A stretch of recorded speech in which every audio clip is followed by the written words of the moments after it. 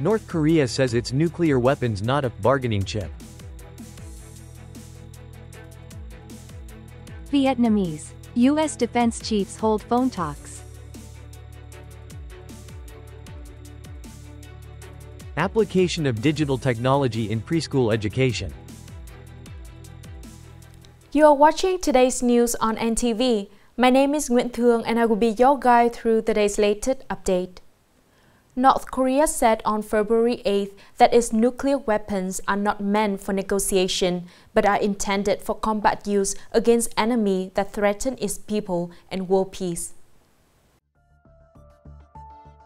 According to KCNA, North Korea's nuclear weapon is not to advertise to be recognized by someone, and not even the cards are bargaining in exchange for money. North Korea's nuclear forces are used to fight to quickly eliminate all the efforts of hostile forces who want to infringe upon the country's sovereignty, the safety of the people and threaten the world peace. The statement comes after U.S. President Donald Trump hosted Japanese Prime Minister Shigeru Ishiba at the White House on February 7. The two leaders expressed their commitment to ensuring that North Korea ends its nuclear weapons program. The President of the United States has also called North Korea a nuclear power. Hamas on Saturday is set to free 3 more hostages or Israeli civilian men in exchange for Israel's release of 183 Palestinian detainees under the first phase of a fragile Gaza ceasefire deal. The latest hosted prisoner exchange is the 5th such swap since the ceasefire came into effect on January 19. Hamas-led militants are set to free 3 more hostages, all Israeli civilian men, on Saturday. In the opposite direction, the 183 Palestinian prisoners to be released by Israel include 18 people serving life sentences for committing deadly attacks. 111 Palestinians from Gaza who were detained after the outbreak of conflict. However, the specific time of release has not been announced. Before the release today, Israel and Hamas successfully conducted 4 hostages and prisoners. According to some regional sources, right after the hostage and prisoners today, the parties will start negotiating on Phase 2 of the ceasefire agreement. Minister of National Defense General Phan Van Giang held phone talk with U.S. Secretary of Defense Pete Hegseth discussing bilateral cooperation.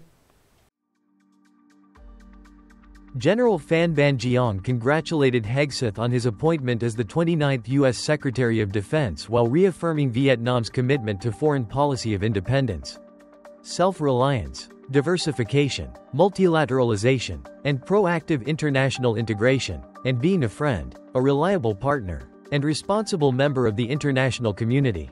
Vietnam always sees the U.S. as a leading strategic partner. Hegseth, for his part, affirmed that the Trump administration values the cooperation with Vietnam, hoping to further enhance the defense ties, particularly in war legacy remediation, as agreed upon by both sides. Coming up next are some updated news. Vietnam had a fairly good start in attracting foreign investment in 2025. More than $4.33 billion United States dollars in foreign direct investment, FDI, was funneled into Vietnam in January. This marks a 48.6% increase compared to the same period last year. Of the total capital of more than $4.33 billion United States dollars of foreign investment registered in Vietnam in January 2025, the new registered capital reached nearly $1.29 billion United States dollars. Meanwhile, the added capital reached nearly $2.73 billion United States dollars, nearly 6.1 times higher than the same period last year. The largest investment partners are still traditional partners of Vietnam and from Asia. The localities attract the most foreign investment in the country, including Bac Ninh, Dong Nai and Hanoi. Russian media quoted representatives of some airlines, saying that direct flights from Russia to Con Hoa, Vietnam could be operated from March 2025. Accordingly, Azur Air Airline will start flights to Cam Ranh, Con Hoa Province, Vietnam, in March 2025, with a departure point of some Russian cities. In addition, Aeroflot Airline also plans to operate flights to Nha Trang City of Vietnam in March this year. The flight is expected to depart from Moscow's Sheremetyevo Airport, frequency of 2 flights per week, With the additional flight to NHA train, Aeroflot will enhance the connection between Russia and Vietnam, meeting the increasing demand for entertainment and work. Nearly 2,000 workers and students attended the job fair at the opening session and job counseling sessions at Vietnamese Industrial Park. This is an opportunity for workers who work far away from home have the opportunity to grasp and learn directly the working environment at home, from which to have more choices of location, appropriate jobs, helping workers stabilizing their lives, developing economic, building a prosperous and happy life right in their own homeland. The event also helps students to get useful information to guide job, vocational training in the future.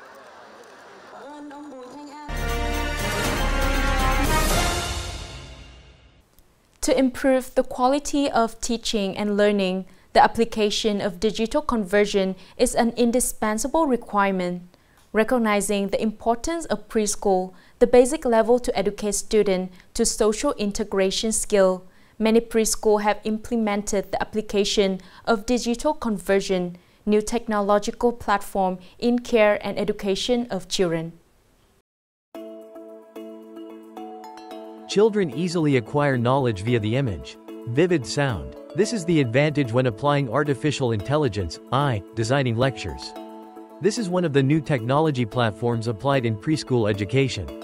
Another modern technology platform which is also applied by many kindergartens is using QR code to manage students' information. At first, it was very difficult for parents to perform the QR code scanning tasks. But after a few times with the teacher's guidance, parents became proficient. With just one smartphone, the parent when scanning QR code can easily track the learning process and activities of children at school. From the curriculum, health, dining menu to the child's vaccination calendar. Even the collections of the class and the school are updated on QR. When the school applied this email, I could monitor my child's learning, eating, and training process in class. It was easier to access and monitor my child and I felt more secure. Parents can access all information sources of the school, know all activities and educational programs of the school for each class their children are studying, including the financial activities of the school. Digital conversion application brings many practical benefits, from improving the efficiency of caring and teaching of children, create a close connection between the school and parents. However, in order to widely apply in preschool facilities, it requires synchronous investment in infrastructure as well as training and retraining of cadres and teachers.